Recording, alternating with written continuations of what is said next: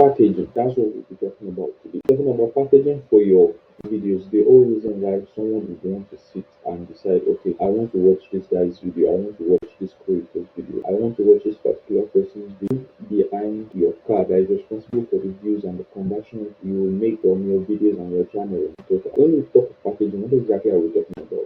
We're talking about the effort you put into your thumbnail design and the effort you put into your title. The whole reason why when someone comes on YouTube and clicks for a particular search word as one of the search results, and the reason why they will decide to click when your video does come up among the search results. So for this video, I'll be doing a live breakdown of two channels in particular. These channels are on the very successful channel and a channel that is just starting out with a lot of deficiencies compared to the successful channel. I am not in any way affiliated with this channel, but I'm using them to explain the whole premise of packaging so you can get a better grasp of what I am talking about. And you can understand the concept and you can apply it to your video. So first things first, I would like to show you some screenshots from my files. We have an image. This is a thumbnail from one of April Alta's video. This is the right one. So this is a video from April Alta's channel. I cannot do much explaining here because we want to see how this thumbnail works hand in hand with the title. That's the whole essence of packaging. The packaging is not just about the thumbnail and the title. It's the thumbnail and the title together. So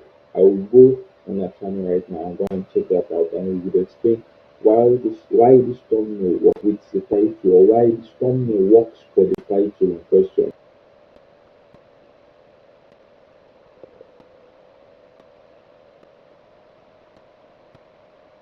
So here we are. Let me confirm the thumbnail I showed you earlier, so I can go straight to it and filter. Okay, there it is. The video is over a year old.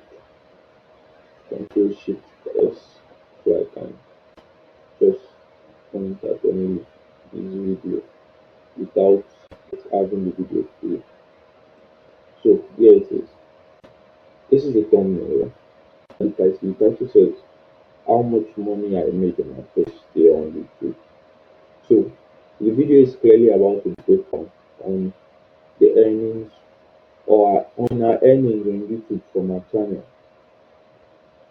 So when you think about a matching thumbnail concept for this photo, which is holding cash, she has her analytics, her earnings analytics open there with the numbers blurred. This is to build curiosity. The viewer gets an understanding from the title that we are talking about money, but then they cannot see the value, the amount of money exactly they are making. So this builds curiosity for the viewer. Here's another thing: you want your title and your thumbnail to build curiosity. If it does not build curiosity, no one would click. There's no reason why anyone would click on anything they know about.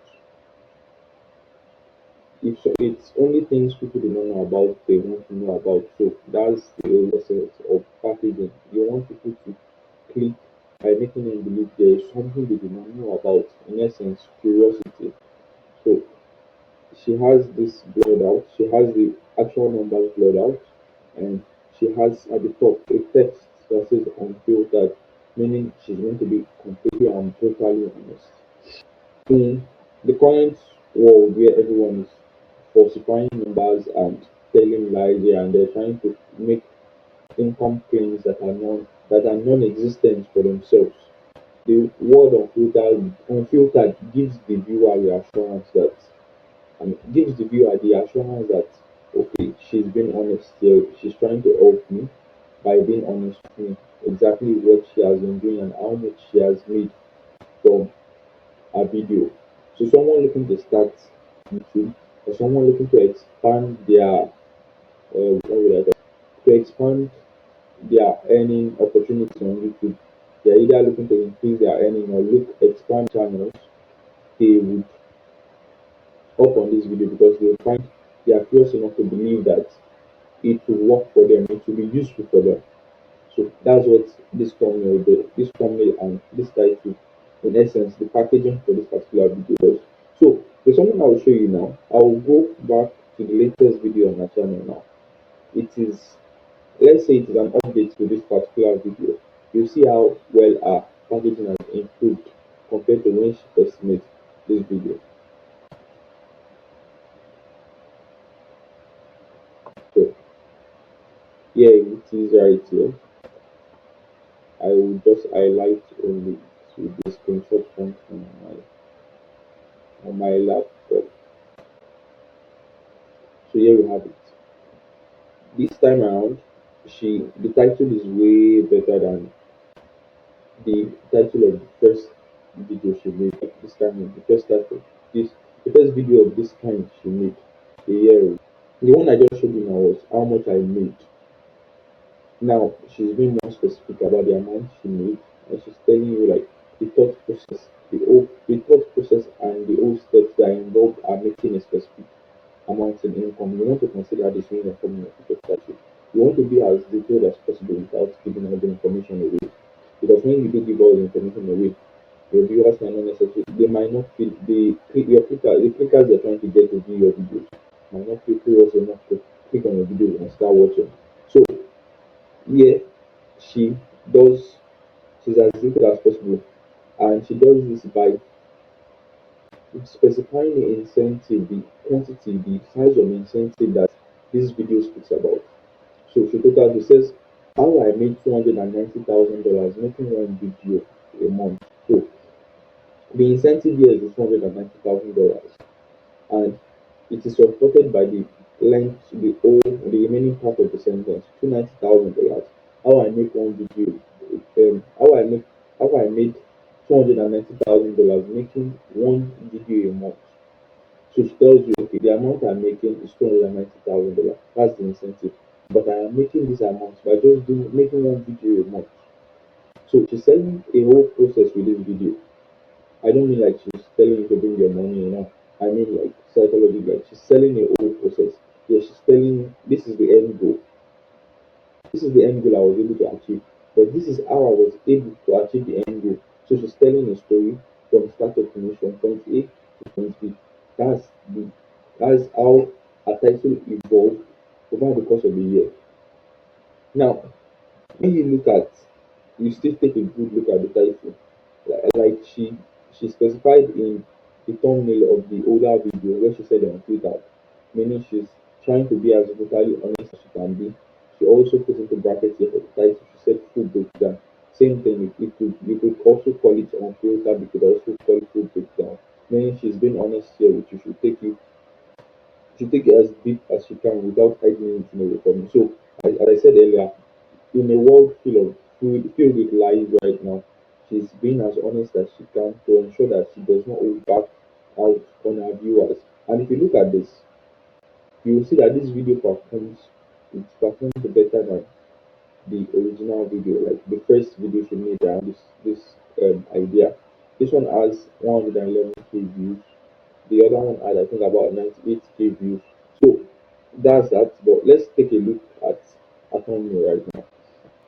So she there's an image there, clear.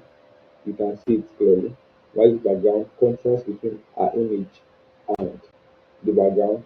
Then there is a board that details the whole process of making $290,000, like a pie chart of sorts. Meaning, she's exposing the viewer's mind that okay, there are numerous methods, there are numerous things that brought me to this amount, but she's not telling me exactly what these things are. You can see in this page there's one part of the chart that says 35%, there's 3%, 45%, 5%, 15%, 25%. I'm feeling like if I added all these things together right now, it will be more than 100%, but that's not the whole point here. So look at just that image. I'm not even touching on what's still on that side. Look at that image. You see that for that 5%, they attach a notepad that says not worth it. One would expect that something that makes the most amount in that is responsible for the most amount in this total revenue period would be something you invest in since well the effort equals like a bigger paycheck. One would expect you to keep investing in it. But then she's putting a notepad here that says sparks fear. into the viewer. It goes beyond the viewer being curious. The viewer starts thinking, why? What could this possibly be? Why should I do something? Why should I not do something that is clearly responsible for the highest amount in revenue? Yeah. So the viewer is curious enough that this thumbnail is doing a good job of planting numerous questions in the viewer's mind. This is another important point of your packaging. Your thumbnail, in essence, you want to plant questions in the viewer's mind. Like I said, you want to make the viewer curious. But then to make the viewer curious, you need to plant questions in the viewer's mind where the only thought in the viewer's mind becomes, I cannot get any answer to these questions unless I watch this video. The only way to get answers to these questions that are now haunting me is to watch this video to the end. That is the job of your thumbnail. Yeah. So the chart is divided like that. You also see on this place here, there's the 15%, the part of the chart that says 15% of the revenue, it says so easy. So look at it, there's contrast, and the 35% and the 15% are clearly opposite one another. So the 35% is not worth it. You have the 15% that says it's so easy. Same thing, it builds the viewer's curiosity. Most times, when something is easy, you want to do more of it. But it is easy and is still not responsible for the majority of the revenue. So there's this contrasting questions in the viewer's mind, which they need to find answers to. And the only way to find answers to those questions is by watching this video. So on the other side of the whiteboard, you have at the top the $290,000 in total revenue, and you have a bunch of web listing that how many do we have in total? One, two, three, 4, 5, 6. I'm going to count the chart to see if they match. One, two, three, 4, 5, 6, 7. They do not match, but you get the old gist. So then she translates the chart on the right side of the board. On the left side of the board, yeah, if it was from her, but for me, this is on the right side of the board. So she translates the chart out. If you notice clearly, you'll see that each word is represented by a stroke, a color stroke to match the chart. So the first one, waste of time. The second one, 8/10. The third one, 100% worth it. The fourth one, avoid at all costs. The fifth one, easy money. The sixth one, shut it down. So that's what it does. She explains everything. She tries to build curiosity as much as possible with the thumbnail there. With the thumbnail for this particular video, you can see how much our thumbnail has evolved in the course of the year. This thumbnail is very, very much effective. And at the top of the thumbnail, you see one video a month. So the whole point is you are able to get to this particular size of revenue by doing just one video a month. It's also fit to the curiosity of viewers that feel like they need to be doing a lot of things to get to this kind of to make this kind of money. So $290,000 by making one video a month. Then the title feeds it by saying how I made, meaning she will teach you the whole process by doing the same thing, just like the whole process she used to make this kind of amount by making one video a month. Sorry about that. So that's that on this channel, hopefully a successful channel. Now let us look at the other channel on the opposite end of the spectrum, a channel that is just starting out.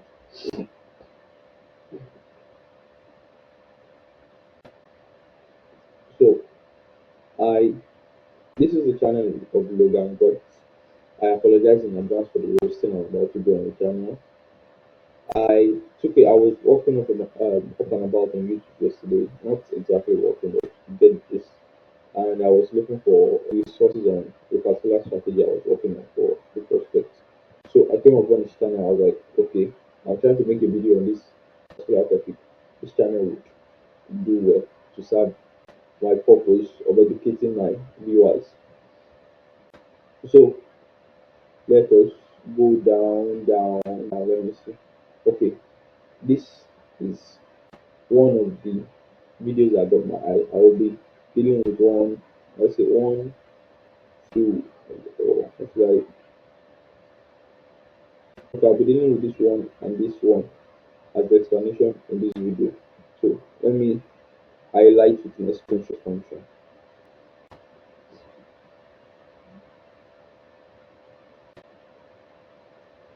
So the title of this video is Still Your Competitor's Prospect with LinkedIn. I have not watched this video myself. I have not watched the video, but from the title I can tell the title is it speaks around, like from the title I can tell the video speaks about the core idea of how to overtake all the competitors in your niche on LinkedIn, to be exact, like, since that's the platform that is focusing on. So in a niche there's like almost there's 100% chance that you are not the only person operating it. You are not the only person operating in your niche. You are not the only business operating in your niche. So how do you make sure you are the most successful one? That's basically what this video is talking about. So for the title, I feel the title could be better. Still your competitor's perspective. Still your competitor's perspective. Still your competitor. A more authoritative title would have been how to become the number one authority in your niche. That's a serious rough draft of the title. It might not be the best, but I believe it is still better than what is currently on the channel for the title. Still your competitor's prospect with LinkedIn. I don't think anybody would go on YouTube to go and search still your competitor's prospect. They will rather search for how to become an authority, meaning any search word, any keyword that is typed into the search bar that has to do with authority and that has to do with LinkedIn, he would have ranked for. Sorry about that. My nose is itchy. He would have ranked for a video for a search result for a search term like that. So how to become the number one authority on LinkedIn? He would have. Oh, sorry about this. He would have ranked for a search term like that. So let's take a look at this at his thumbnail. I need to be strategize this thumbnail based on the thumbnail title he has here. So, still your still prospect with LinkedIn. I'll first delete the text here. This text here. This text. Still your prospect with LinkedIn, because that's just repeating the same thing the title has said, and it's not even being repeated in a better way. Your thumbnail is supposed to translate your title. Yes, that's a given. But it's supposed to translate your title in a way that would be just better than the title itself. The title is supposed to get the viewer to be like, okay, like I see you. And the thumbnail is supposed to get the viewer to think, wow, I definitely see you. I will watch you. So since it's just repeating the same text with what the title already says, I will delete that. So let's look at his image. His image could be better retouched, but that's not the whole point here. I want to look at the images behind his own image, the calendar images, the meeting book. Let's translate this. Still your competitors' perspective in anything. I would say the best idea for a thumbnail would be on the left side. We should have a text that says something like your in short that says something, or a chat that says something like your service is more expensive, but I'm booking a call right now. So that is translating directly, like it is clear this prospect is saying that your price is more expensive, but yet they are choosing you over your competitor. And you attach another just below that, or you can use another screenshot that says something like the last agency I worked with was dog shit. Then maybe an extra screenshot that says something like you are the best agency I've ever worked with. Something along like comparison, since we're talking about steal your competitor's prospect with LinkedIn, there needs to be a reason why you are even able to steal your competitor's prospect in the first place. And most of the time, the only reason why you steal someone's prospect is one, you communicate, you have a better service. In all, whether you communicate better or you have a better service, you need to be better than the prospect. That's the whole essence. That's the whole point. Before you can steal your competitor's prospect. So I feel like on the left side, having screenshots that says, like I said, you are expensive, but you are more expensive than most. Definitely worth it. I quickly reframe the text. These are just rough drafts of what I'm coming up with are just rough drafts of what thumbnail should look like. If I sat down and started designing on paper, the design would evolve till I could eventually decide on the final draft for it. So the second screenshot will say the last agency I worked with was dog shit. The final one would say, what did I say just now? The final one would say, you are the best agency I've worked with. So you want to directly translate your title in a way that grabs attention, not just like look for the most like not just pick an adjacent meaning and put it in. In this case, still your competitor's prospect with links in the title and just having meetings booked. It is not exactly the meaning. I would say it is adjacent because you want to see your competitor's prospect too. A little bit of packaging with directing with what I just said will make the video perform way better than it did. Because this video will only have 135 views in 8 months. So let's take a look at the next video. Um, so which is this one? Why 90% LinkedIn content gets zero results? Live audit. Yes.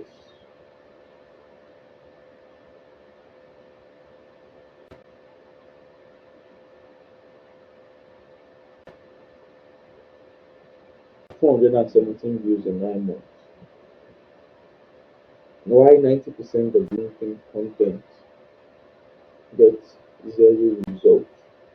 Why 90% of LinkedIn content gets zero results? Live audit.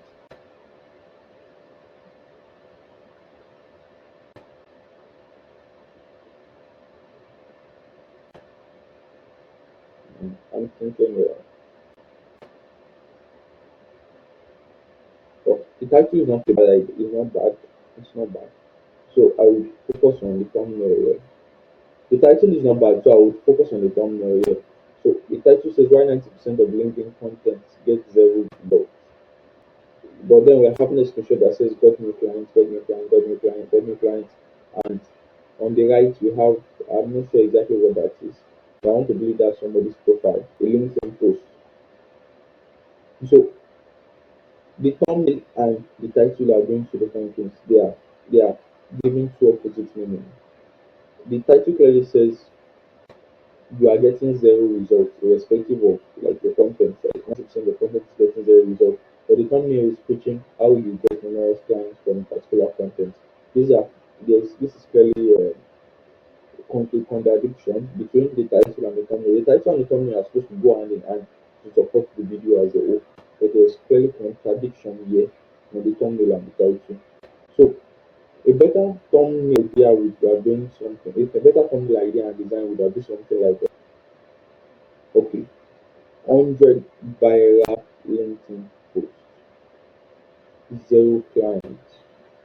On this side, we have on the left hand side we have 100 viral LinkedIn posts.